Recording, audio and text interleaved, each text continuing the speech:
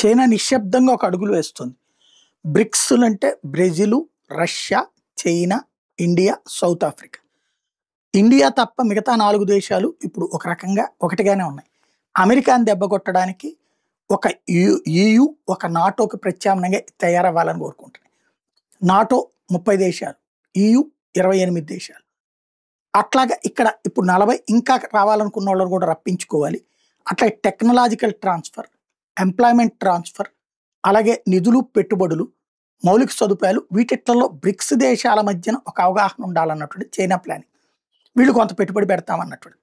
Highest పెట్టుబడి పెట్టగలిగినటువంటి America, Europe, NATO దేశాలు నడిపిస్తుంది కాబట్టి మిగతా దేశాలని తన పరిధిలోకి తన గుప్పెట్లో పెట్టుకుంటే అప్పుడు ఒకప్పుడు యుఎస్ఎస్ఆర్ గ్రూపు, అమెరికా గ్రూప్ ఎట్లాగో ఇప్పుడు చైనా గ్రూపు, అమెరికా గ్రూప్ కావాలి. అందుకే రష్యా వచ్చి చైనా గ్రూప్‌లో చేరాడు.